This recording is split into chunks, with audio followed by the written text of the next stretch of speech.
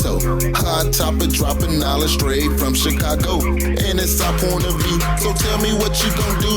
Drop a line, don't be lying, trying to get with the crew. Cause we be talking them facts, exposing them fiction. Man, it's so real that we be causing some friction. Probably something you missing, ain't no need to be dissing. Just relax here and listen, because we spittin' and sippin'. The Stezo Radio Show, the Stezo Radio Show, the Stezo Radio Show, the Stezo Radio Show, the Stezo Radio Show, the Stezo Radio Show, the Stezo Radio Show.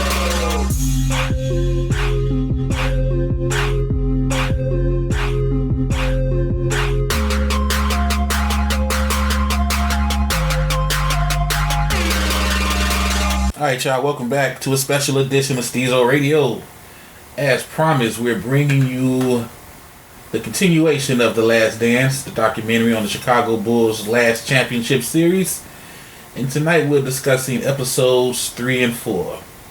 If you have not seen this show yet, you can catch it on ESPN every Sunday. I think they're doing the replays all Sunday too. I know this past Sunday they did 1 and 2 and went right into 3 and 4. So if you missed it, catch it up that way. If you're listening right now, just turn on ESPN, the shit is on. Oh, see, there you go.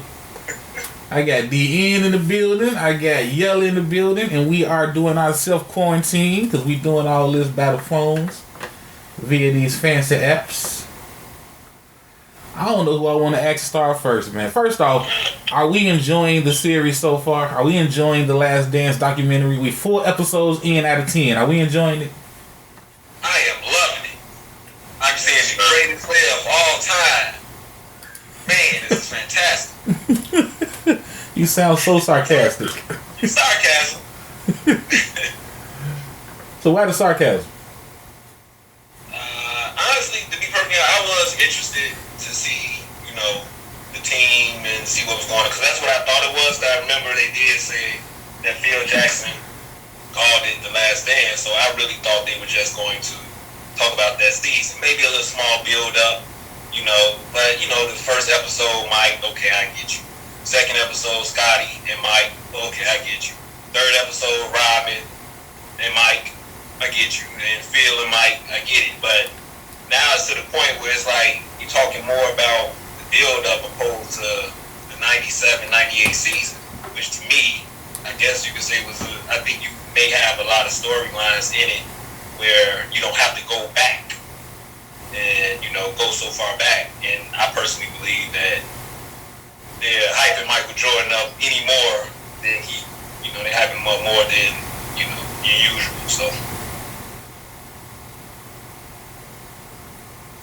Is that a bad thing? Yeah. Why? Because it leads it to believe that it's Michael Jordan and then everybody else. And for the younger generation, it's just keeping it going, and it's not true. And I like the way they're leaving out some key shit that happened during those games and during that time, just to keep that halo over Michael Jordan head.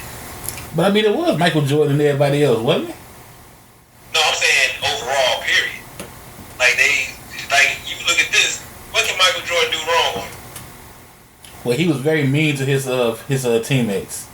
And he didn't share the ball. They ain't got to that part yet. This is competitive nature so far. And he didn't share the ball. The way he started stealing on it. But that was but they're addressing it as that's his competitive nature. Well, I'm just saying, it's bad though. I'm just saying, what I mean? Like I give you a prime example. Go ahead. But I was gonna say that's kind of the excuse they was using for Detroit. As you know what I'm saying, while they was playing how they was playing, they was just assholes. Right. You know what I mean? They're physical with Mike. Don't get me wrong, they was physical with everybody else. I like to say Mike just got punked. If he would have fought back, hit a motherfucker back, everybody else did. When you saw Detroit play against Larry Bird, he beat the hell out of him when they gave him a cheap shot. Magic did the same thing, and it resulted to they not getting booked. I mean, Detroit still did it, but I get it. Michael was the marketable golden boy, but he basically, at any other playground, Mike got punked. Yeah. Do y'all think Mike cried to the league?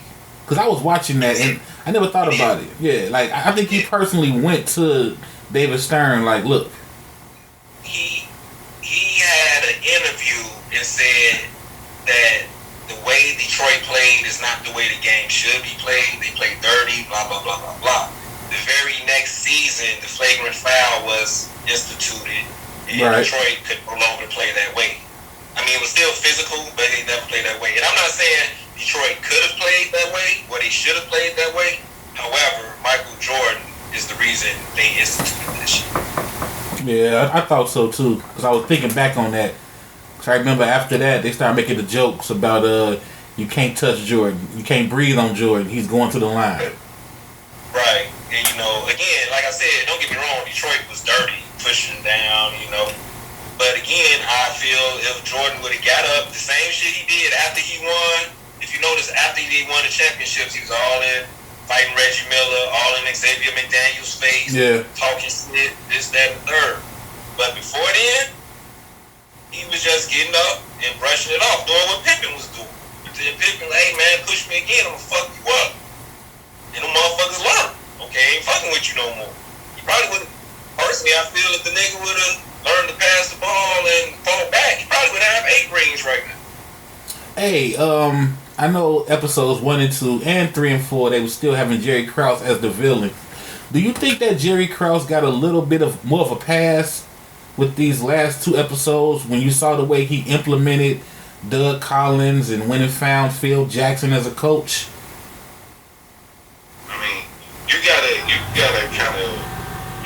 take Jerry Krause's involvement with a grain of salt, because they did kind of give him a pass because he had a long time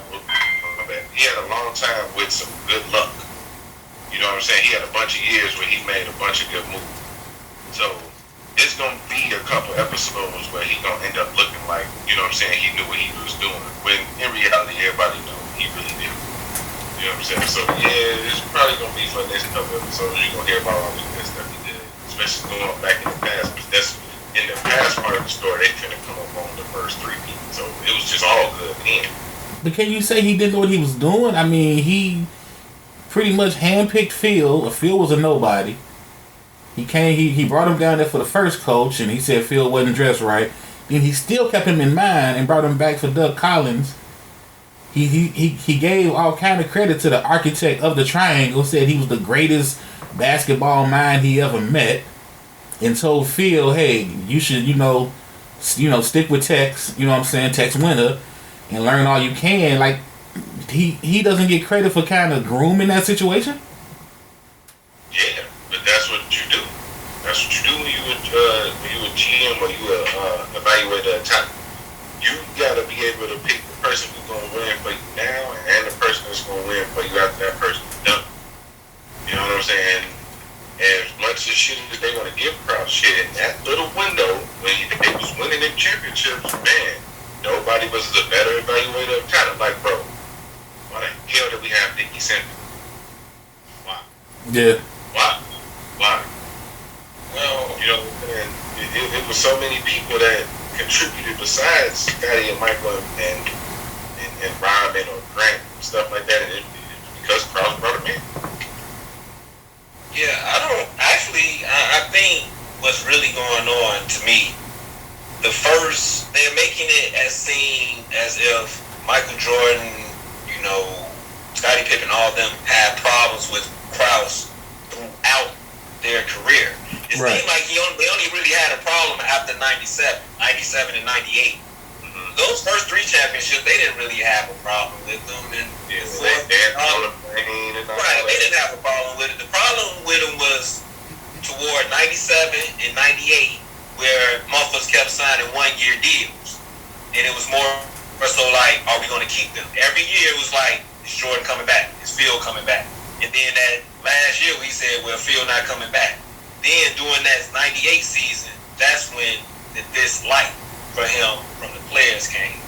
But 92, 93, 94, all that, if they disliked them, it was well hit. Right. You know what I mean? It was well hit. It was just when those 1-year contracts, And I'm still trying to figure out the fuck a motherfucker that made $33 million in 1 year in '97 mad at somebody because he signed off on it. One part of the episodes I didn't like, they didn't press Doug Collins. It was one question they asked him about Phil, and he said, "Yeah, I felt Phil would be a coach, would be the coach." And they was like, "Well, how did you know that?" "Oh, I just did."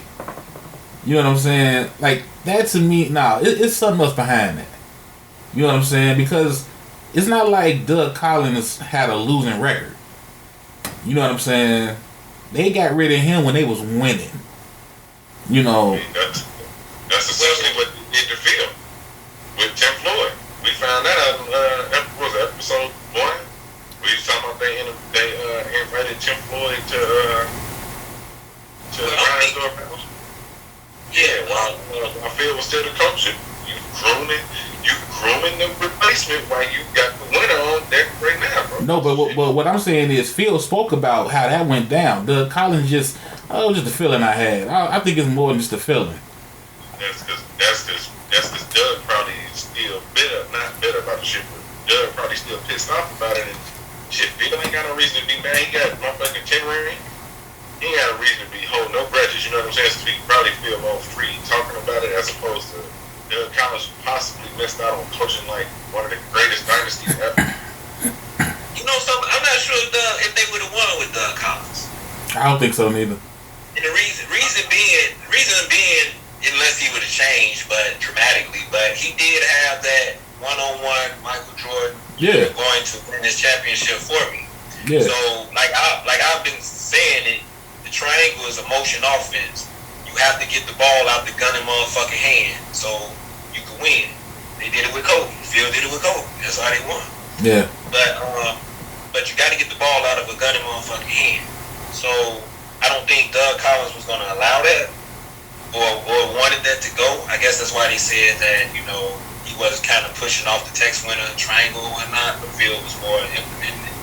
So I do believe that they don't win with Doug Collins, but like Yella said, I think Jerry Krause knew that, hey, this is what we need. You know, we need this type of offense, but we need a coach to go with it. I think Mike said he was pissed off when Doug Collins got fired. Hence why, I guess, in Washington, that's why he got the job later on. Right. In Washington. Right. But that was the smartest move to make. So to me, I think Krause made a tough move against the disapproval of Michael Jordan, and it still got them 6 rings. Well, what about this theory? Maybe I'm being Stezo Pet, but Jerry Krause see his boy Tex Winter get kicked off the bench. He see, you know, Doug Collins got a little bit too much control. He talked about Tex like he loved the fuck out of Tex. So to get Tex back in good graces and to get back at Doug Collins, I'm gonna bring in Phil. I'm gonna put Phil with Tex, make them like best buddies, and then I'm gonna get rid of your ass just cause. Well, here's the thing. Even if it was a hidden motive, I think it was time for Doug Collins to go anyway. You think so? Beat Detroit. Yeah, at some point in time, it's like what you're doing is not beating Detroit. Okay, I got you. Because they lost to them twice, right? Now, Phil Jackson came in. No, they actually lost to him 3 times, if I'm not mistaken. No, I mean with Doug.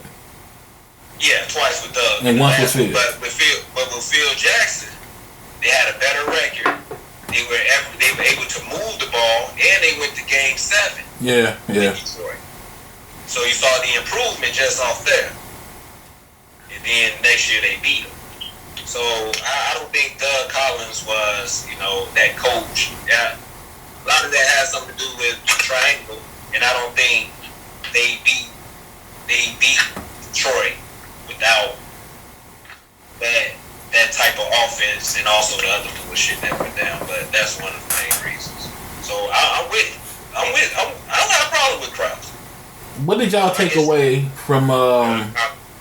Go ahead, Doug Collins got Mark Jackson. Doug Collins got Mark Jackson, bro. Remember when Golden State was coming up? Yeah. Mark Jackson was the coach, and he was the one that instilled that like beast ass mentality, and they had won like I think like 15 games, some other games like that the year before, and then the next year they hired Steve Kerr and they won the fucking title. Yeah, the only difference with that was that Golden State team was the exact same team with Mark Jackson and Steve Kerr. That Bulls team was totally different from Phil Jackson and Doug Collins. That was two totally different. Because of the offense, you saying? The way they played, it was different. It was different. That's what they saying the system. Yeah, it was a system in the mere fact that Phil literally looked at Mike and told him, "Look, man, you can score 60 a night, but we gonna lose." Yeah. So Doug would have said, "Score 60 a night, we'll win it eventually." So if Doug bought into the triangle offense, he'd have had Katie kept his shot. Yep, I believe so. Yep. I agree because again, Tex Winter was Krause boy. I'm wondering the same thing. Right, it was to get the ball. It did multiple things. It was to get the ball out of someone who shoots 30 times a night hand, and to get everyone else involved. And it's motion. If everybody moving on the court, it's hard to play defense opposed to one motherfucker out there doing his own. And then when you coming off the Pistons, actually telling everybody what the Jordan rules were, I mean, it was like they focused on one man. If we make this man suffer, we got a good chance of winning the game. And the crazy thing, he was suffering but still shooting 30 times because he still wouldn't pass the ball. It's like, damn, if you pass the ball, you won't get your ass beat. Right, they won't come to you. And then on top of that, you don't want to fight. Hopefully fight with balance. What the fuck? Yeah.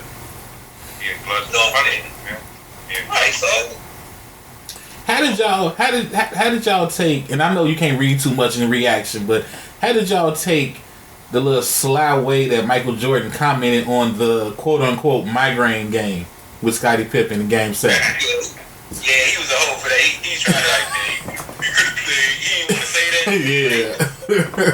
Yeah. I kind of took that like he was like, hey, the man said he couldn't see. What you gonna do? The man said he had a headache. The man said he had a migraine. What you gonna do? But I'm wondering what Michael Jordan back then really said. Yeah, to me, right. He threw a shot at him. He underplayed it. But like I said, it's just like, imagine me and you at the court. If I'm Pippen and you Jordan, they beating your ass. They beating my ass. I cry and go home. You stay there, but you keep getting your ass whooped, but you don't fight back. Right. You don't fight back. But you like, so when you come home, you like, why you run? I'm like, I had a headache. I'm like, did you fight back? You like, no, but I stayed. You know what I mean? So, big battle of who the toughest. I don't know. You know, so that's all it was. Them series with Detroit, though, pretty much made them do who they were. They were all out. I still don't think it did. I don't either. I don't know. Maybe that's what gave him that edge to start, like, choking out motherfuckers on the court and shit like that. You know what I'm saying? Protection did that. He knew couldn't nobody touch him. He was untouchable. It's kind of like Tom Brady standing in the pocket and the motherfucker coming up full speed. He like, you gonna hit me, but I bet you don't hit me hard. You know what I mean? It's like that. Cause you couldn't do nothing to Mike after he won that championship. It was pretty much a wrap. Yeah. Like, he was tough. He wanted to fight everybody. You know, I always joke about it and say it was the rage of the roids. But, you know, he got in the gym. My ass, you know what I mean? But yeah, they after that, Detroit couldn't play. They couldn't play the way they played it. So if you gave somebody 2 hard fouls, you were out the game. Yeah. So you only give them for 1 hard foul. If they don't bite, you pretty much stuck. So that's why I could actually think that the Bulls are probably more talented than them the first year Phil Jackson came. You think so? It was just still physical, and they just they wouldn't fight back. See, I say no because I think the second year of Phil, that's when Scottie really started being more offensive. See, no, that's when Scottie said, "I ain't gonna let y'all rattle me." No, I mean just in the league period, not just the Detroit series. You know what I'm saying? Because that was his first year at the All-Star. I think that's when Scottie got to really do more. He got better. No, I'm not gonna take that away from him. I think the team got better, but I personally believe that in '89 or 90, I think when they went to Game 7, I think they was actually better than Detroit. It was just they still got rattled when they hit the ground. Oh, okay. You said against Detroit. Yeah. I agree. Yeah. I think they were actually better. Yeah. You know what I mean? Because I don't think Detroit saw that going 7 games. Right. They did. Yeah. It was just, they'd fight back, but that following year, Rob and then Rick Mahorn, the bully of the whole fucking Bad Boys, he had to leave because of expansion, so they was no longer Bad Boys. And you saw what happened. Yeah. They got swept. Yeah. What y'all think about the Rodman 48-hour vacation? I mean, could you, they kept saying it, but no, what they just said on there, it was after the show. Could you imagine that shit now with social media? Could you imagine a Rodman now with social media, period? You can? I can't. I can't see it. He'd have thrived. No, I can't see him being successful. I can't see it.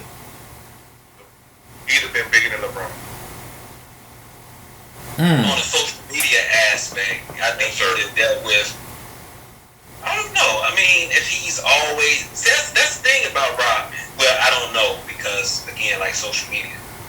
Did he really get into trouble, or he just did shit that made him just... you would see him at the club, but he wasn't fighting at the club. Not saying that he didn't get into shit, but I mean... No, I don't mean the trouble. I just mean... okay, it's one thing to have access from reporters, but that's another thing when everybody, you know what I'm saying, tagging you. And now, because see, back then, people knew Robin did what he did, but they didn't know, how far it went. How far he went. So now you got players, you got the league, you got teams, you know what I'm saying? Everybody hashtagging Chicago Bulls and everybody adding Chicago Bulls.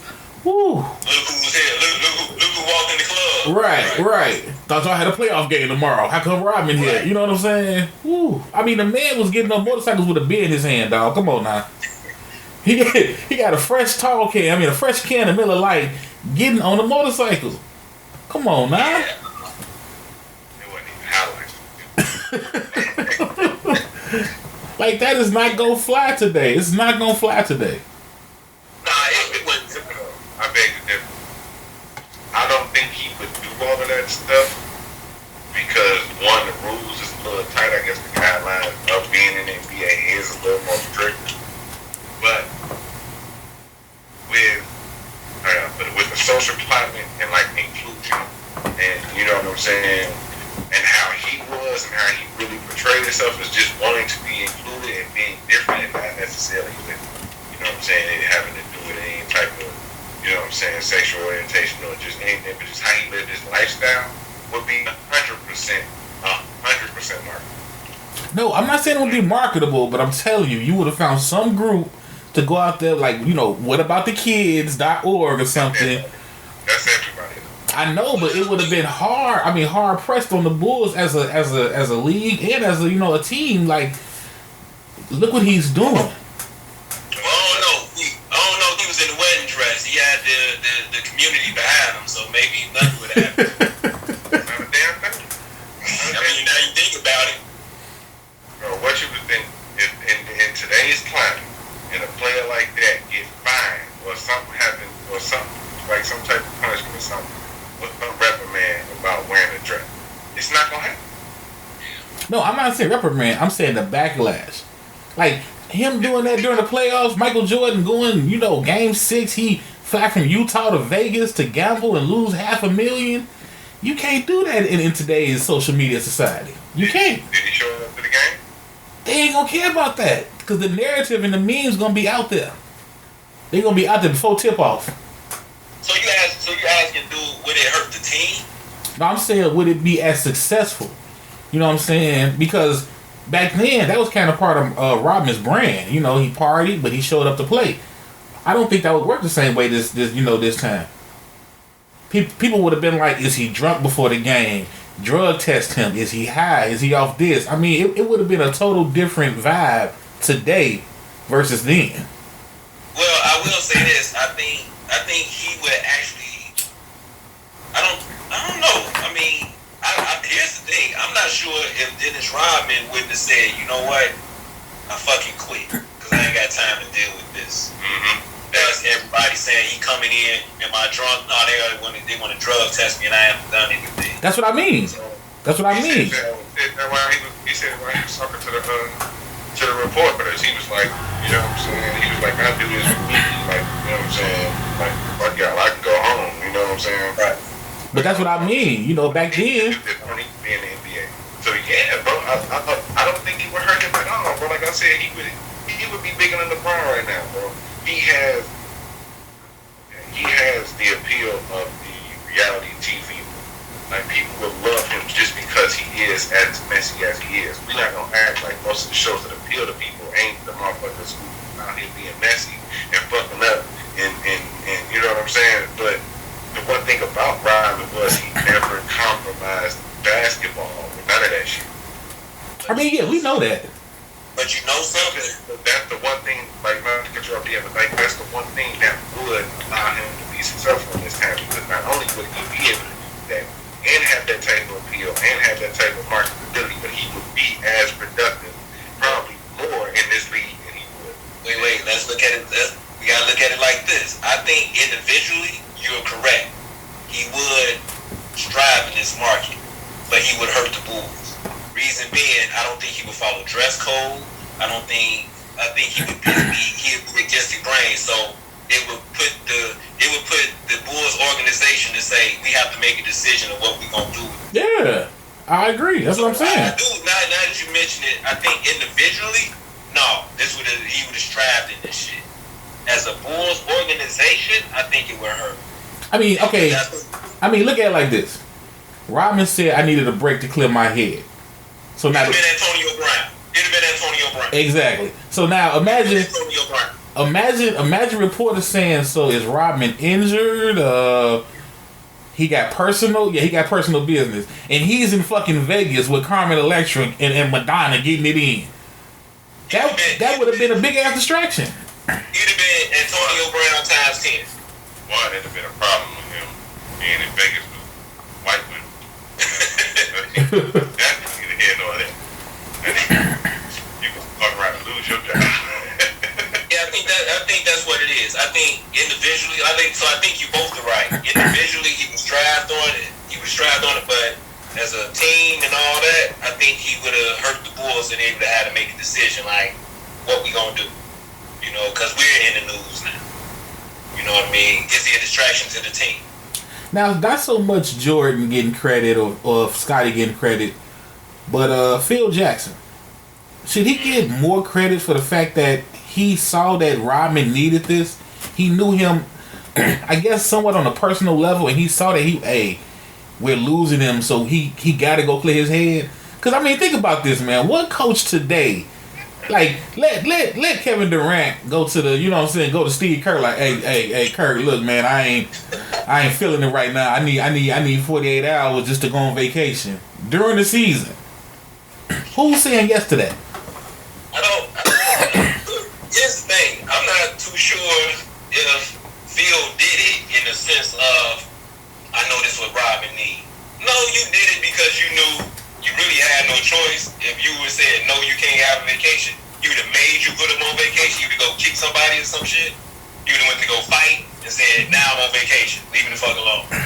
And so I think he knew that. So I wouldn't put it to Phil to make him say that Phil was like, no, this is what Rodman needs. No, nigga. Don't let him master shit out of the thing. You just knew goddamn well if you didn't give him this 48 hours, he was going to take the 48 hours. How was that? Next time I land, I'm kicking the hell out of another cameraman. Right. They going to suspend me for 3 days, 3 games, and guess what? I'm going to fucking Vegas. That's how I took it, but I like the spin they put on it. That's why you give him the 48 hours. Because you know if Dennis Rodman takes the 48 hours, instead of it just being the 80 hours, yeah, that nigga would have probably quit. Yeah, so I think he just more so looked at him like, I'm gonna make it seem like it's my idea, but it's really his idea. Because again, Phil Jackson really, nah, you ain't telling no motherfucker, hey, no, take the 48 hours. All right, cool. You knew damn well if you didn't give it to him, he was gonna take it. Kind of like your boss, Can I take off? No. All right. Bet you I call in tomorrow. Boss like, all right, fuck you, go ahead. You know what I mean? Because he know damn well what you want, and you know you needed him.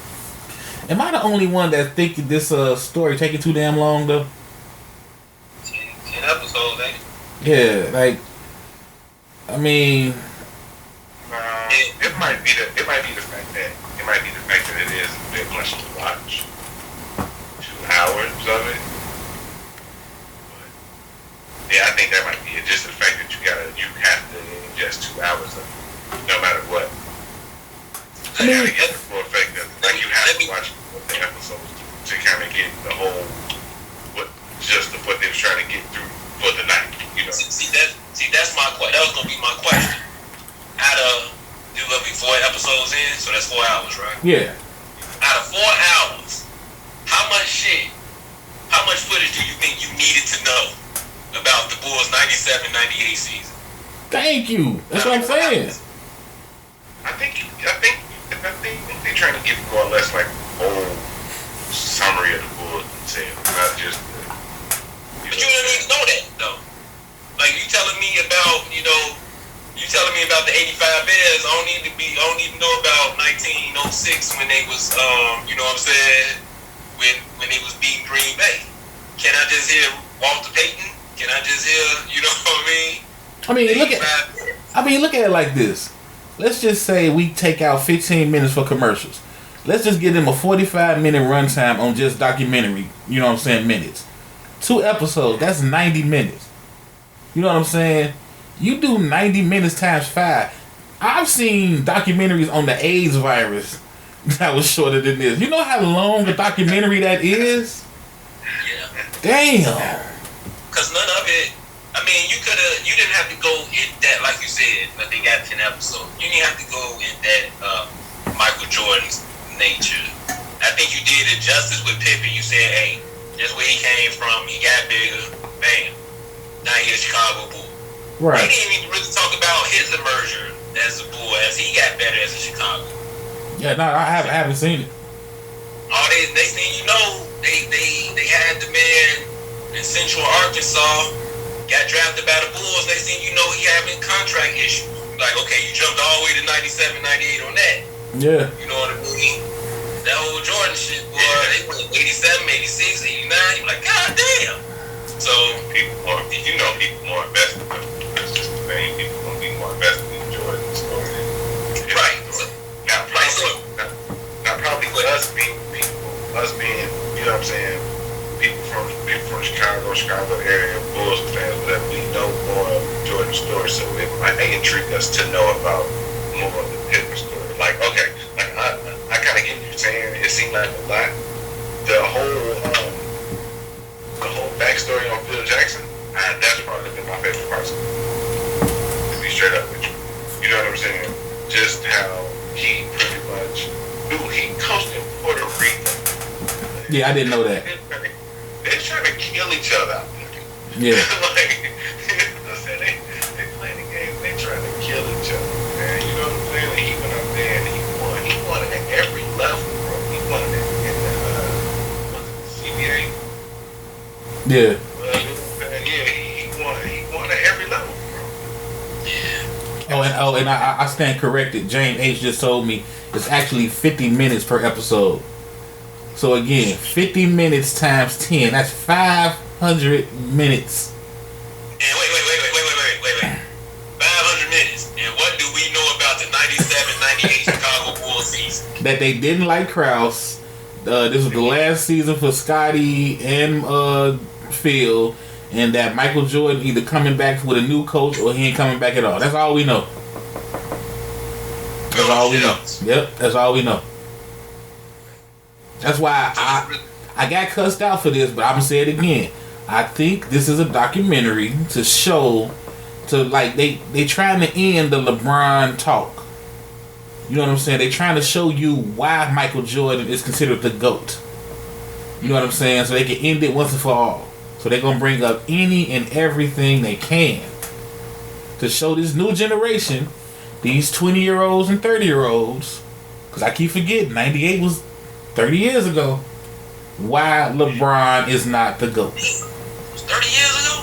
Yeah, that's what I'm saying. Think about it. You got a whole new crop of NBA fans that's been invested for at least 15 years that's trying to figure out. Some years ago, Huh? You got 20-something years, go like 22 years, man. No, I'm talking about Jordan. You know what I'm saying? Jordan's legacy, though. You know what I'm saying? Oh, remember? God damn, man, 30 years. Remember, Jordan didn't win his first ring till the 90-91 season. 91. Right. You know what I'm saying? So they trying to show, you know, what he went through to say, you know, you can't compare him to LeBron no more.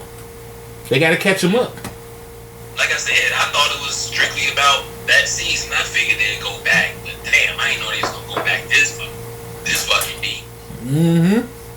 I wanna see the what's my man Bison Daylay, the dude that died, that came up missing on the. I wanna hear his story too. Fuck it. Yeah, it may not make it. Yeah, it may not make it. It may not make it. I wanna hear his story too. Fuck it. Oh, he cool, coach. Where you at, man? You got he played a significant role. Now, okay, let me ask y'all this, because I knew it was gonna come up. Are we really still holding on to Detroit Pistons not shaking hands with the Bulls? Is that still really a thing, though? I mean, because it enhances the Jordan. It enhances the Chicago Bulls, the Michael Jordan Chicago Bulls getting over a hump and them being bad boys.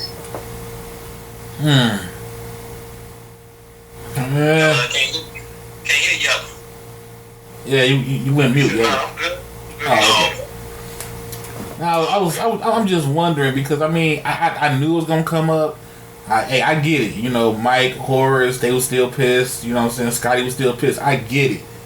And I remember how those rivalries worked back then. I mean, it was, you know, fuck Detroit. Chicago was straight fuck Detroit. And I'm pretty sure Detroit was the same way. Fuck Chicago.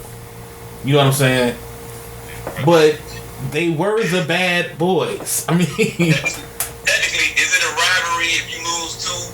If you only win one of the 4 times we meet, is it really a rivalry?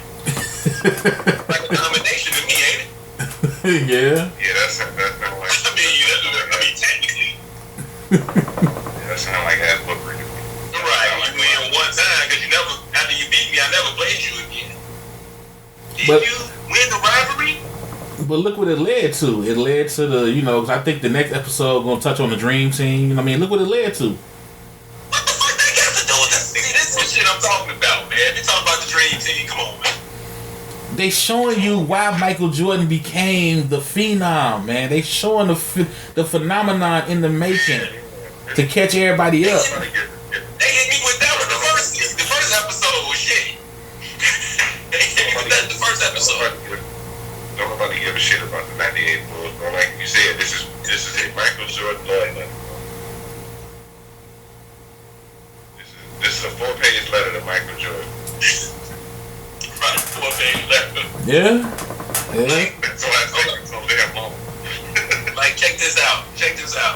Last night, we was looking at it, I had text Youngin, you know, and how old is Youngin? Youngin about what? 26, 27, somewhere like that. 26, 27. So I asked him, you know, he didn't see it, and I was like, you know, what did he think about it? But he ain't never respond. But this is what it was. This is so crazy. In 1991, they beat the Lakers, right? Yeah. So the first game, they showed the highlights. Man, they beat Detroit. Boom. Now they're going to play the Lakers. They go.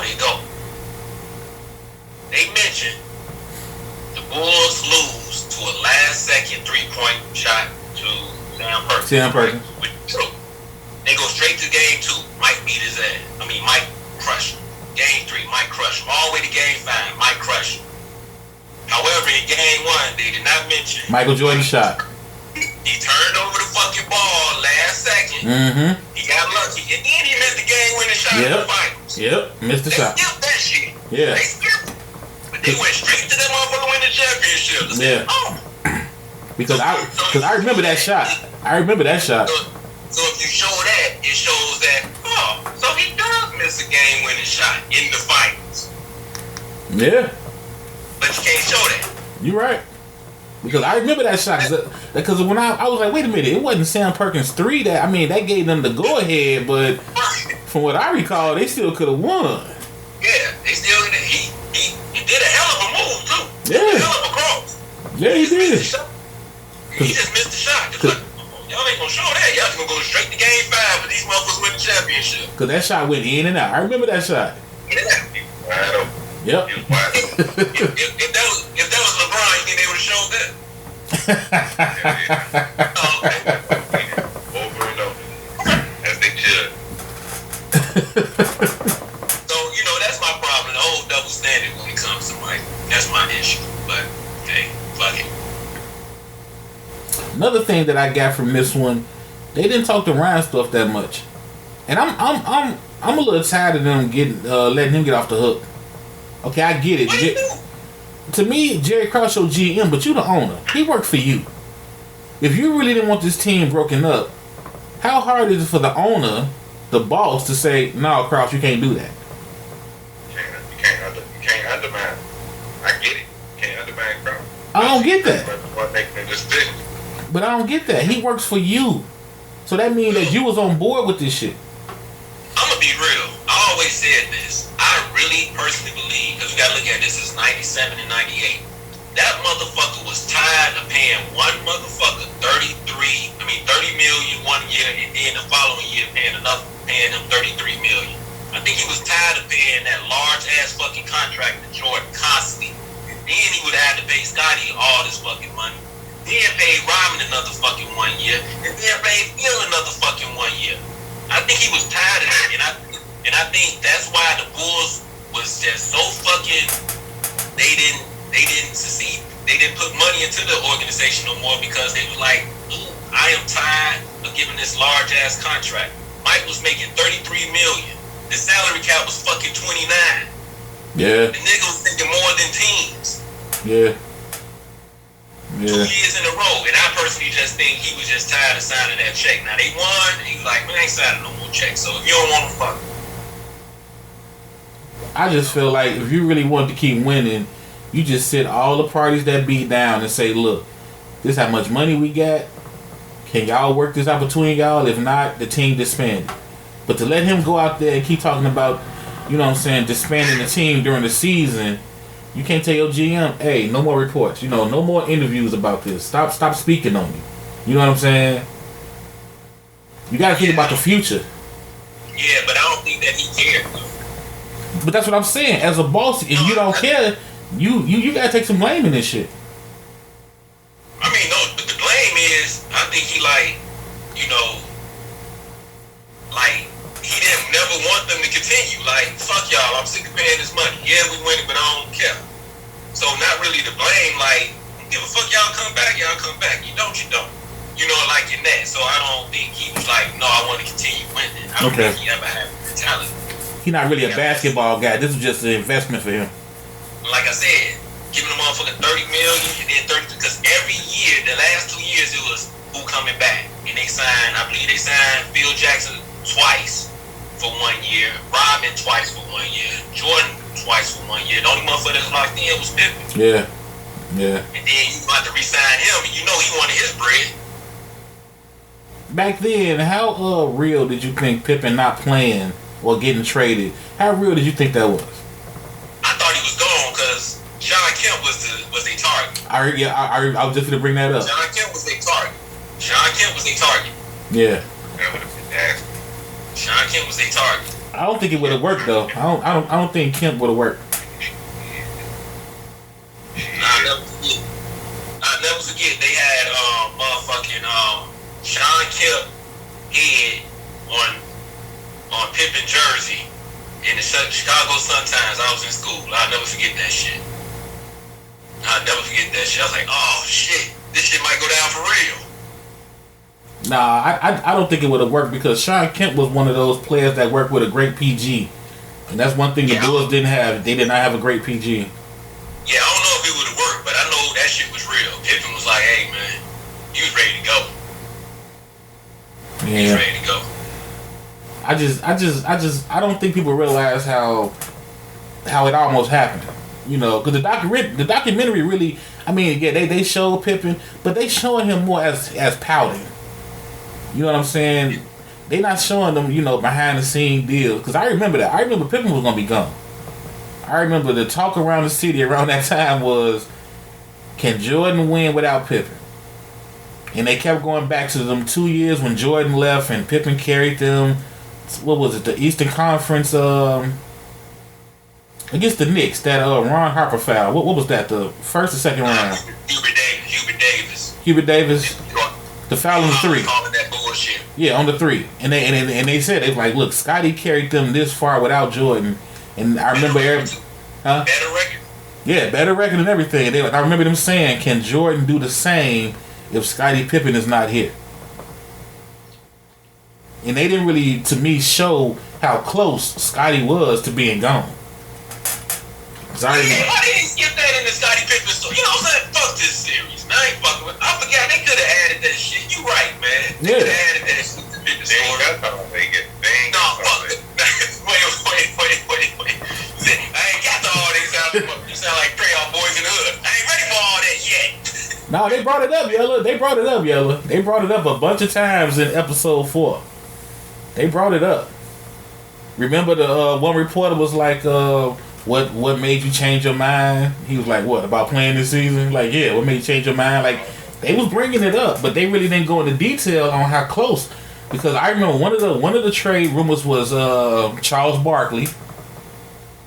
You know what I'm saying? I just remember Sean Kemp. Yeah, it was Charles Barkley or Sean Kemp, and I remember Barkley saying something about, nah, I wouldn't make that move. And then I remember it was a trade rumor to New York for a bunch of draft picks and Anthony Mason. I do recall the New York. I do recall. Yeah. T-Mac also tells a story about how he was almost traded for Scott. Oh, see? But they didn't touch on none of that in this documentary. I don't know if they're going to do it. Yeah. 97? Yeah, remember T-Mac was with Toronto and he was on the bench. In 97? Yeah, because remember him and Kobe came in the same year from high school. Vince came in 96, and then Tracy came in the year. Yeah. Damn. And he wasn't getting no tick in Toronto. Yeah. You're right. God damn. How old are we for real? See what I'm saying?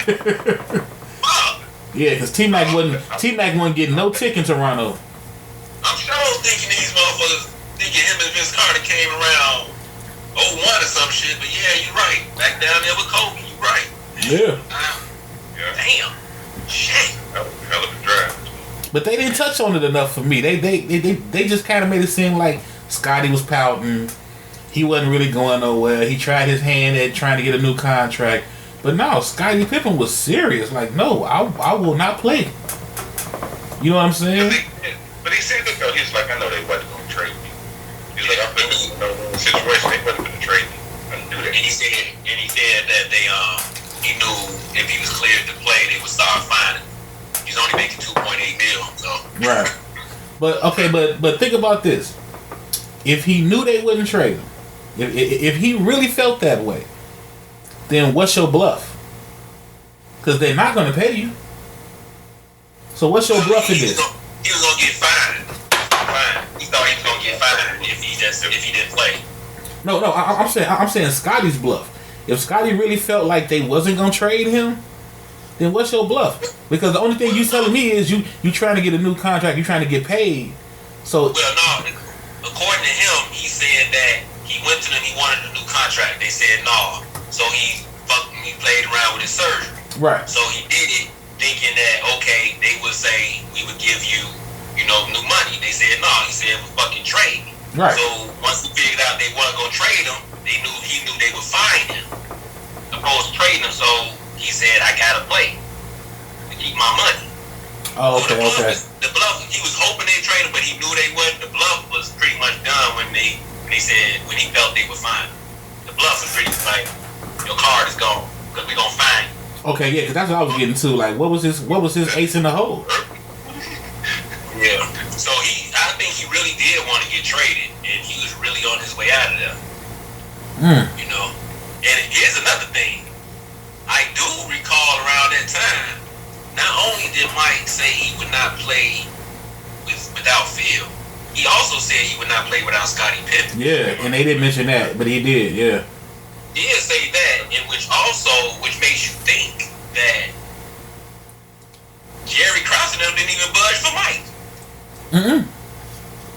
They didn't. With him too. Yeah, they didn't. Because remember, he said the whole field thing. They said, okay, well, you gonna have a new coach, so that's how you feel. But think about this though. Do you think they kept that out of the documentary because again it'll throw that chink in Jordan's armor? Cause think about it. If Jordan say I will not play without Scottie, then somebody gonna take that and run with it, saying, "See, Mike knew he couldn't win without Scottie. Mike knew he couldn't win without Scottie." Oh yeah, we can't do that. That's what I'm saying. Cause I remember that too. But they didn't mention that shit. I still say the nigga quit on Chicago Bulls fans. I don't know why y'all getting the nigga a pass. He quit. That nigga still had basketball in him. Who? In 98, Michael Jordan still has good basketball left in him. I mean, yeah, but the pass is he didn't have his coach, and Scottie wasn't gonna be there. So, and Rodman, I mean, he wasn't finna rebuild. Jordan ain't finna rebuild. Here's the thing: I'm not even sure they was gonna rebuild. Who was he gonna play with? Right? Who was left? No, everybody was still there. They could have resigned everybody. They never said they weren't gonna resign Bill. They never said they was gonna not resign Rodman. They just said we're not bringing Phil back. Now let's just be real. The way that team was pushing up, I probably could have coached them motherfuckers and we could have won 6 games. Well, hey, if you say that, then you taking away Phil credit and Tex Winter credit for making them winners, then, ain't you? Phil Jackson is the old white man that everybody listens to. Real talk. Like Tex Winter could go and say, "Mike, you fucking up." Mike gonna say, "Fuck you, it's an iron win." Right. Phil saying, "Hey, Mike, you fucking up." Okay, I'll look for him. That's all he is. But he just said the same shit Tex did. You know, when he said look for Paxson, he looked for Paxson, didn't he? Yeah. Tex said, "Hey, you going out the offense. It's no iron team. It's an iron win." See? Listen to Phil Jackson. Yeah. Phil Jackson is an old white man everybody listens to. I guess because he used instant. I don't know. He was deep. He was deep with it. He gave out books. They did yoga. He's trying to have about their experience. Right, I don't know, but that's all he did. So okay. This was pointed out to me. I didn't think about this. I don't know why, because I'm petty as fuck. But this was pointed out to me. Okay, the whole Jay-Z, Benny Siegel thing, right? Back in the day, Benny Siegel had tax problems, and everybody was, "Jay-Z, your man needed help. You got all this money, blah, blah, blah." I mean, for real. I mean, y'all know how it goes. You know what I'm saying? look out. Yeah, because I was going to give a whole list of people that, because you had old boy Sandra husband from from the Cosby Show, working at Trader Joe's and all that. And like, damn, nobody will help him. So it's like, Mike, you couldn't do something for Scottie in his contract, because Tom Brady, I don't know how y'all feel, but Tom Brady is considered the GOAT of the NFL. And I've heard many stories about him renegotiating his contract so other players can get paid. I mean, hey, Mike, did you need that $33 million? You couldn't take 30 and give Scottie 3? He could have took 26, but I guess in Mike's defense, if Mike took 29, they still want to go pay him. Now, could he have took it out of his own pocket and gave it to him? I guess, but I don't think if they would have gave him 29, 28, they still want to go pay him. So I'm just wondering though. I mean, as your mans in them, you don't want to speak up for your mans? Well, shit, you gotta speak up for yourself. He did though. This Michael Jordan. He did. I mean, he signed a contract. I mean, you can't knock. He signed a contract. I get it. It was just, I get the contract. I don't knock you for it. Mike signed the contract. You play throughout your contract. It was just funny that after Mike signed $30 million, now Pippen's selfish. You like, no. It was selfish. Oh, nigga, because you got 33, you ready to win, huh? That's my point. Like, how you really calling this man that selfish? And I mean, come on now. Again, this is Michael Jordan. This is Michael Jordan, man. You shouldn't have said selfish. This is Michael Jordan. Mike can't get you no money. Put it like this. At the time when I forgot who said that. I forgot it. I don't know if it was on the Last Dance or one of the videos on like that. But at the time, when Jordan was gone, Scottie Pippen was considered the best player on the planet. Yeah. Top 5. Yes. If you listen to most, if you listen to most players and most people who were like analyzing that in 2 years when he was going to play baseball, they considered Scottie Pippen the best player on the planet. Right. You know what I'm saying? He was a good enough player to speak up for himself, man. He just had to speak up for himself. That's all it really was. He can't be mad at nobody. Can't nobody. Shit. Ain't no regular motherfucker finna speak up and, hey man, why don't you get this nigga some money? Oh man, what y'all doing, man? I'm making all this money here. But he did speak up. Yeah. This once he signed the fucking contract. What shit he can do? Right. I mean, he just signed the contract. So that's what I'm saying. I don't think Mike could have did shit. No, okay. Even if Mike couldn't have done nothing, what I'm saying is, no, I was just saying Mike didn't do shit. Period. Is what I'm saying. He didn't do or say shit. He just was, ooh, sucks for you. You know what I'm saying? Right. I mean, and then I guess Mike looking at it like this: you being selfish now. Either though. This is my last year because they getting rid of what's the name. So fuck it, let's play this season. Then care about what's the name. You negotiate your contract when I'm gone. Exactly. But now I say it out loud. This some selfish shit. And Mike go. Yes, it is. Mike go, man. Mike go. It is. And this is your king. This is your king. That's all I'm saying. It's like, damn, dude, you act like you don't understand why he doing what he doing. Right. Now you say it out. Now I say it out damn. loud. You said, yeah, Mike on some old shit. Like, yeah, Scotty make 2.5. Luke Longley make more than him, but I don't understand why Scotty ain't here. What the fuck you mean you don't understand? Have a contractual obligation. Right. Luke Longley make more than Scotty. Jordan, who would you rather have on the court right now starting with you? Luke Longley or Scotty fucking Pippen? Right. You, like as your boy, you could say, all right, you signed the contract. However, I do understand you right. That's it. That's all I'm saying. Mike wasn't understanding shit. All you know they was losing the Clippers and shit. He like, who's Scotty? Exactly. Missing the fuck out of Scotty. He don't understand why Scotty's trying to take this stance right now. Come on, man. Right. Now he ready to fight Steve Kerr. Now he ready to beat up little white boy with Scotty. But you know, that's his competitive nature. Stop it, man. Y'all ain't shit. You ain't. You're not bad with competitive nature. No, I mean, wait. Why the bad boys just didn't have competitive nature? There's bullies and shit, yeah. Right. Because they was beating Michael Jordan. That's why they was beating up Michael Jordan. That's not that's not competition. That was their competitive nature. Bro, it's the same logic with superheroes and supervillains. The supervillain beat up somebody and he wrong, but if the superhero beat up the supervillain, he's the good guy. Both motherfuckers is beating up people, but what they say on Harlem Nights, it ain't about how many people you shoot, it's about who you shoot. Yeah. Right, yeah, that's pretty much what it was. I mean, that nigga shot the bad boy. He was beating up the bad. You know, they said during that time, that second three-peat, they said, like, numerous players said this, that Dennis Rodman was bigger globally than Michael Jordan. And I thought about it, and I said, you know what? I can see it. He got the ties to Madonna. No, they say he was bigger than Jordan. I can arguably say more recognizable. Yeah, that too.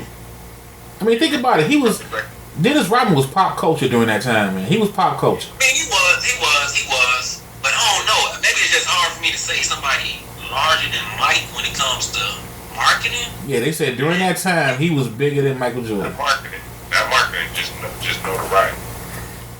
See, I'm still saying, nah. I mean, I'm not. I can see where y'all going with. It's just like, damn. He dated Madonna. Right, Madonna back then. Whew.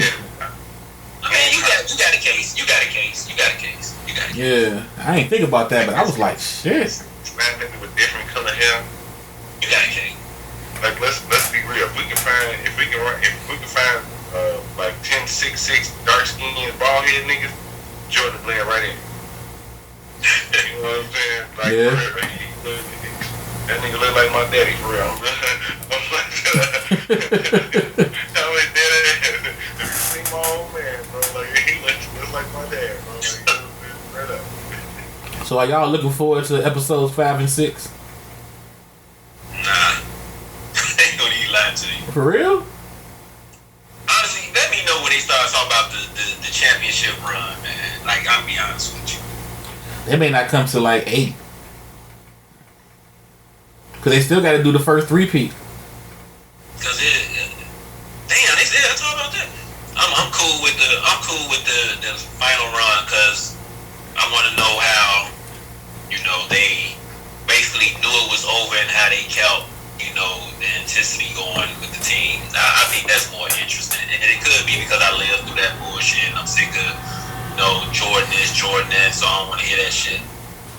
So maybe that's it too, but I'd rather just see, how everywhere y'all went, everybody was a huge fucking fan. Y'all was big. Teams just wanted, cause I mean, if you beat the Bulls one game back, nigga, Yeah. you basically crowned yourself. So I want to see the shit that, stuff like this. But the way they doing it is like, damn, it seemed like it was just a regular fucking season. The way they advertising it. Yeah. Yeah, I think maybe the season itself was boring. Right, that's what I'm thinking. The season itself was boring. It was just the title. It was just the last time they did. Yeah. Because I was trying to remember, like, I can't remember who they played in the playoffs besides Utah. See what I mean? Indiana. Yeah, the last season. I think it was Indiana that played. For the conference finals. I think they went 7 with Indiana. So it was Indiana and New York? I don't even think New York got relevant then. I think it was more Indiana, some Miami Heat teams. I don't think New York was even relevant like that anymore. But I know Indiana was their team. About 98. Yeah, 98. Yeah. About 98.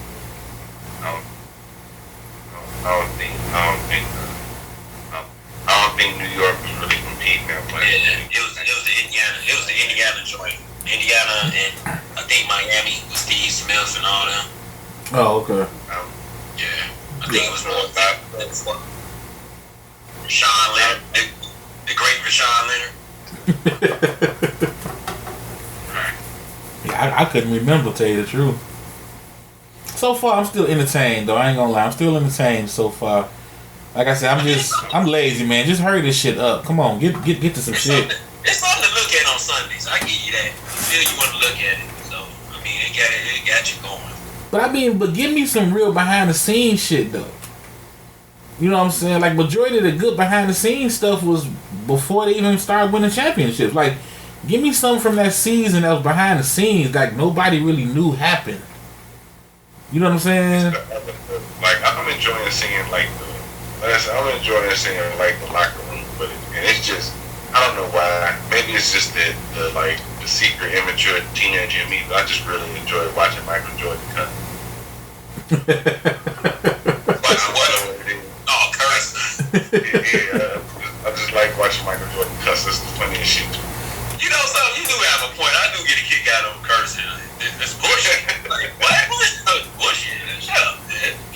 I'm just really waiting to see why he was worried about how he would be depicted. Cause I haven't seen nothing that would make me say, man, when they see this, they gonna feel some kind of way about me. So I'm wondering, what is it?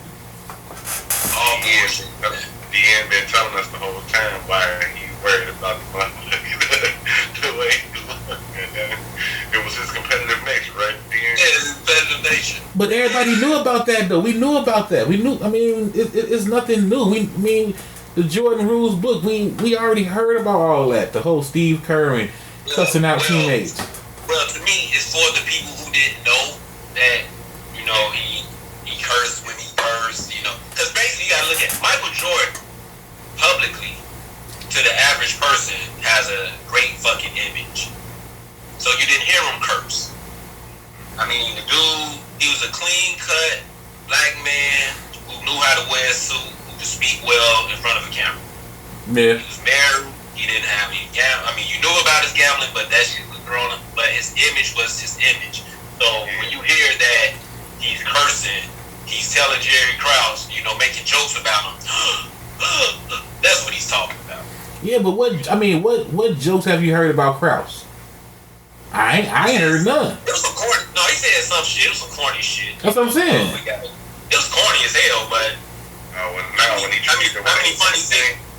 many funny 6'6" motherfuckers you know? Yeah, they wouldn't be playing basketball. Right. I don't know. Sinbad kind of funny. He tall as hell. So yeah, he kind of funny for a light skin. Coming from a light skin. Sinbad funny as hell, man. He the only motherfucker I listen to that don't curse. That I like. But yeah, I think it was more so he was saying that he knew he wasn't coming off any kind of way. That was I'm gonna say this, and then people gonna be like, oh, Mike, you wasn't that bad. You know? Oh, kind of clickbait. Yeah. Because I'm waiting for it. I'm waiting for this. You know, I'm waiting for this image of him that he really worried about. Because I don't see it. Only like you could say that he was real nasty toward Isaiah Thomas. You know, the way he said, you know, I don't care what he says, it's bullshit. You know, I don't like him, I hate him. But you gonna tell me that after you just showed me him clotheslining you out the air 13 times, keep you in the air. So now I'm gonna sit there and be like, I understand, Mike. Yeah. He ain't shit. Mike ain't shit. I get why he didn't like that thing. Right, now you're like, yeah, I feel you, Mike. You shouldn't do that.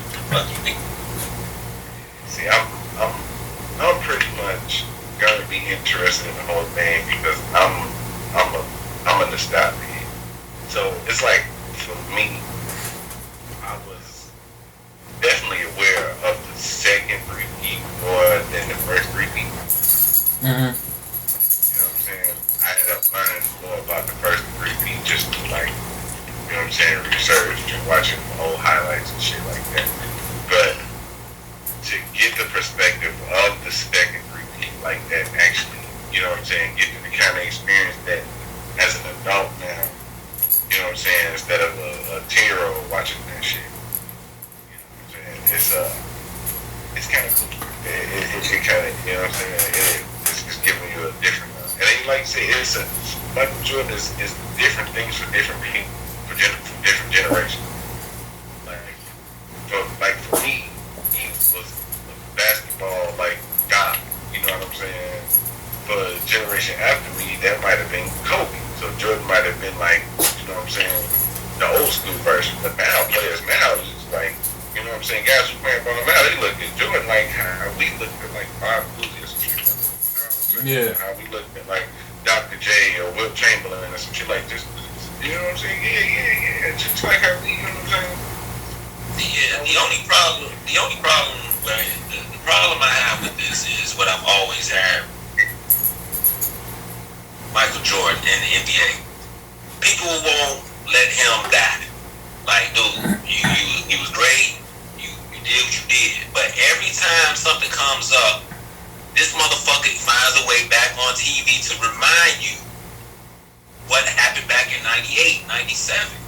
Like, this shit right here, like you just said, is his documentary to remind motherfuckers. Why are you reminding them? You know what I'm saying? Like I said, I thought it was going to be a team thing. But this shit ain't a team thing. Yeah, I did too. You know what I mean? This is some personal shit that you're on. So you won't let anybody die.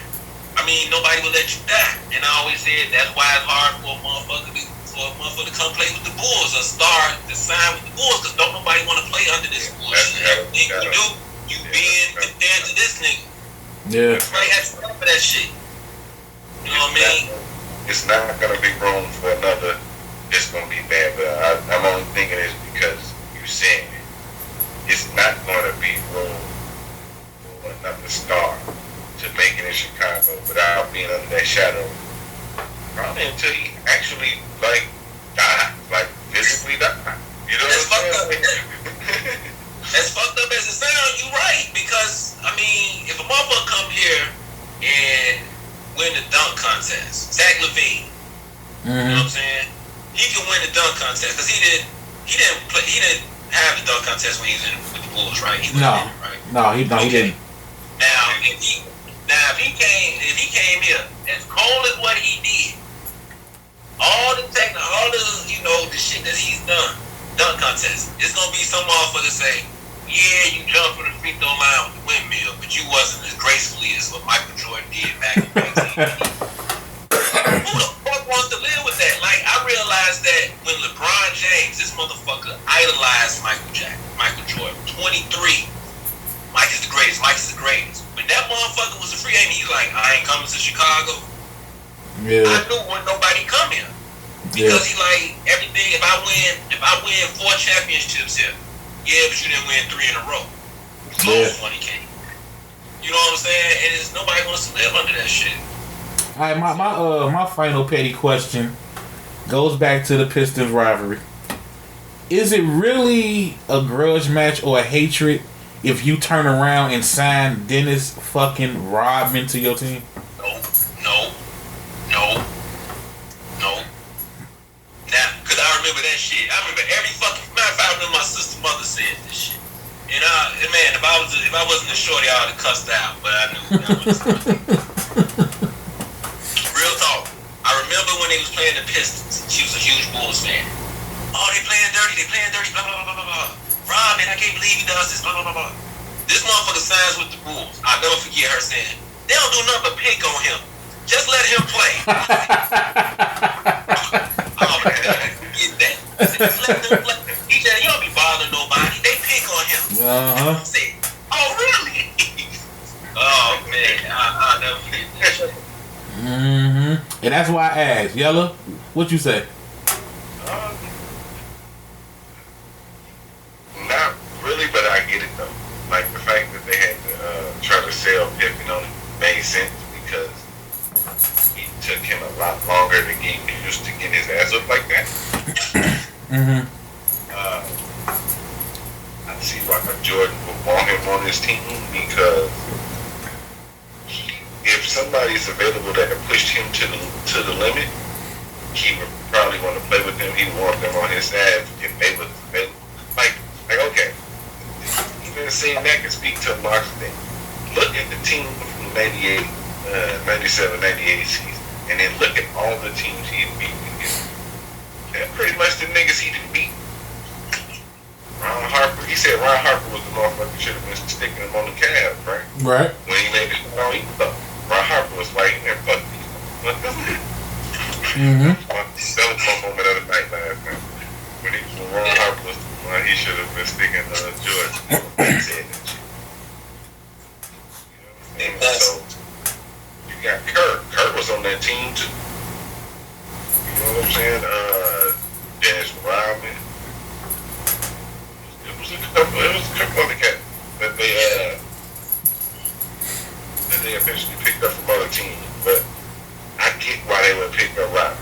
What they had picked up, now here's the thing. What they had picked up Lambeer? Hell. Isaiah? What? Isaiah? Why not? Exactly. Why not pick up Isaiah? See what I'm saying? Well, what the Bulls did, they did what, you know, the smart thing to do. And they did it, you know, after that third championship, like Yella said, I was a shorty when they won, you know, the first 3.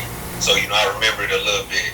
That second 3, that second 3, that was total, like, it was arguable that one of those seasons that Scottie Pippen was probably the best player on that team.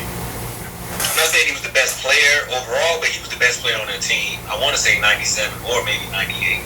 But regular season or playoffs? Period. He was the best player on that team. I don't know about playoffs, though. No, he was the best player on that team. Now, he wasn't the best scorer, but I'm just saying he was the best player on that team. If you sit back and look at it, he actually was. But I say that to say this. That last championship, like I said, they missed it. What the Bulls did was they just exchanged small pieces that they didn't re-sign and just added anybody. Meaning this, they needed height, so they got rid of John Sally, brought in Robert Parrish. Mm-hmm. Neither one of them are who they used to be at one point in time, but they bring height. Right. You know what I'm saying? So, and here's another. They had John Sally, and they had James Edwards. He was the center for Detroit. Oh, yeah, you're right, yeah.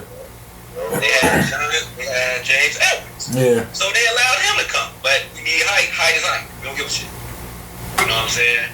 And they basically just shake their same team that they did from 91. John Paxson won shit with Steve Kerr. Steve Kerr won shit with John Paxson. Yeah, you right. You know what I'm saying? And, you know, it's funny because if you just look at the transition, that's what Phil did. If you notice, he went to L.A. Ron Harper came. Yeah. Like big up. He just big motherfucker, same shit. So, but I ain't knocking. I ain't knocking neither. I was just, like I said, I was just wondering how deep the rivalry went, because I started looking at it like this. Did y'all hate the Pistons, or you hated certain motherfuckers? You know what I'm saying? Like, Isaiah couldn't sign with the Bulls. Krause couldn't say, hey, we can get Isaiah for cheap. I don't think Jordan and Pippen would have went for that. You know what I'm saying? Just being me. But they would have did it with Dumars. You see what I'm saying? They did it with Rodman, but they would have done it with certain players, like Lambert. They wouldn't have done it like height or not. They wouldn't have done that deal for Lambert. Yeah, I'm with you. I wouldn't have signed, if I'm Mike, I wouldn't sign off on it. Now, if I do sign off on it, I can't sit up here and say it was dirty. If I sign off on it. Yeah. I can't say they dirty and they was foul and they bogus, but then sign off and you come play with me. Either I got a grudge with you or I don't. Yeah. I think it was enough time. I think it was enough time had to pass between them actually playing them two. Nah, right, you saw Jordan. Jordan still pissed at Isaiah. I don't think, no, because see, Isaiah was, you gotta remember, Isaiah was from Chicago. So that mean you get mad at me more because you play in my city? No, let me put it like this. Like, and it's just, like I said, this is just for research, but definitely went around. But it was like, Isaiah was considered the basketball player of Chicago when Jordan came to Chicago. Like they said in the first episode, Chicago ain't had no fucking team. Right. They suck. You know what I'm saying? So we had to basically live off of the people that was either semi-good, like Bob Love or somebody like that. That's the only name that come to mind. Granville Waiters, baby. All the motherfuckers Mike snitched on smoking weed. Smoking that coke. Snitch, nigga. He snitched on all of them. He ain't shit. Mike ain't shit. Come on, fast part real quick. Y'all ever seen Walk Hard? Y'all ever seen the movie Walk Hard? Is that with The Rock? No, not Walking Tall. No, not Walking Tall. Walk Hard, the dude from the white guy, the comedian, the dude from Oh, you mean the dude from Step Brothers? Yeah. Uh-huh. Yeah. It's a scene in there where it's basically like he walked into the room. It's the first time you ever seen him doing some drugs. And they were trying to talk him out of it. Shit, he was like, I don't want to do it. But it was like everything they said to talk him out of it was something positive about the damn drugs. He was like, I think I want to try some of that. If you listen, he's that nigga lying, man. He did. You walk away from white women too. Quit lying, Mike. You want to eat married yet? Quit lying. You want to eat married yet, nigga? Anybody got some parting shots? Hey, man, I'ma still watch it, but it's not what I thought it was going to be. Maybe the last few episodes going to be, but I'm kind of like what you said. Maybe it was just a regular ass season, and they really ain't got shit to talk about. It was just a regular ass season, and this was more so this bastard trying to say LeBron who, which is like, damn, nigga, you 50, let the shit go. Competitive nature. Yeah, I still play your shoes, nigga, damn.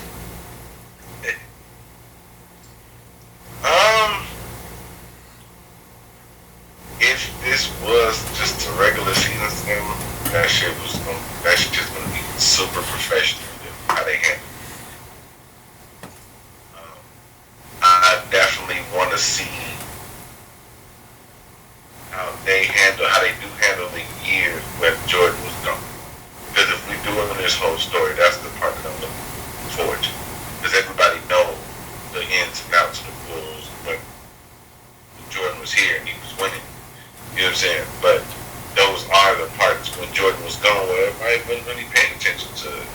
saying, to the Bulls and shit like that. He was gone. They was more focused on MJ playing baseball than the Bulls, what they was doing. You know, that was the biggest story in Chicago was Mike being on the white side. Right. So, yeah, I kind of want to see how, Scotty felt having to basically carry that team and be the number one player in the league and shit like that. That's what I want to see. And, like, how Phil felt having the coach, you know what I'm saying? And you know something? That might be the whole Tony Kukoc thing. Because that was when Tony came when Mike left. Yeah. And then remember Phil wanted Tony Kukoc to get the last second shot and Scotty got mad, didn't want to play. Didn't get off the bench, yeah. Didn't get off the bench. So it could be that, you know. So that's probably how they gonna do it. And I also need them to talk more about how Ahmad Rashad was following Michael Jordan all in the locker rooms. That's why he got to do some player hustle. What was up with that though? Like, nigga. Yeah, they was tight. Nigga. No, I get that. But my thing is, they put because if you know what Mike was on, they definitely put that nigga Ahmad Rashad on. Yeah. They got a hoop earring because of Mike. Yeah. Really, nigga. He did, real talk. Yeah. I'm dead fucking serious. Some people say he got divorced because of Mike, because he was out there cheating with Mike.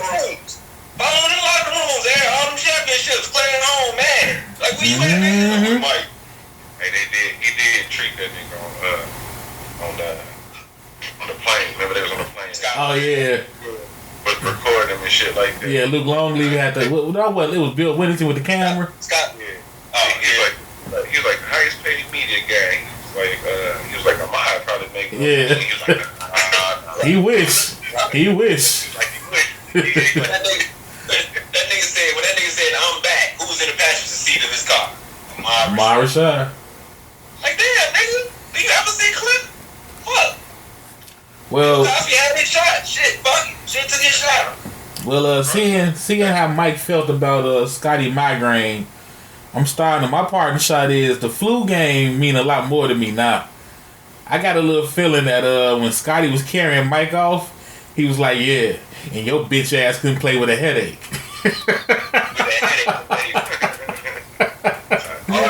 all this time, Mike had COVID.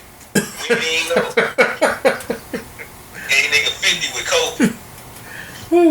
Well, alright, y'all. Thank y'all for tuning in, man. We coming back again. We gonna do episodes 5 and 6. And like I said, if you don't watch it, it comes on ESPN every Sunday. What is it, 8 o'clock? 8 p.m. Chicago time? 8. Yeah. But they replaying 1 through 4, you know what I'm saying, before 5 and 6. So y'all can catch up if you want to watch it. And I guess, like, just for a quick broadcasting note, if you don't like the cussing and stuff like that, they do show like the TV-14 version on ESPN. There's people that ain't really feeling like the vulgar language and shit like that. You know what I'm saying? Even though I didn't know that. I didn't know that. Even though I get a kick out of Michael Jordan saying, man, fuck these guys. Hey, man, you right, man. It is funny to hear him say that.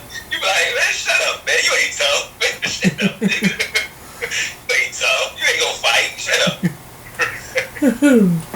I'm like, Phil, that's bullshit. That's just bullshit. What? Shut up. Alright, well, there you go. If you don't want to hear Mike cuss, you can go to ESPN too. I didn't know that. Thanks, Yella. I didn't know that. The kids may want to watch Mike and don't want to hear that language. The kids might want to show you. Yeah. Alright, y'all. Well, on that note, we out.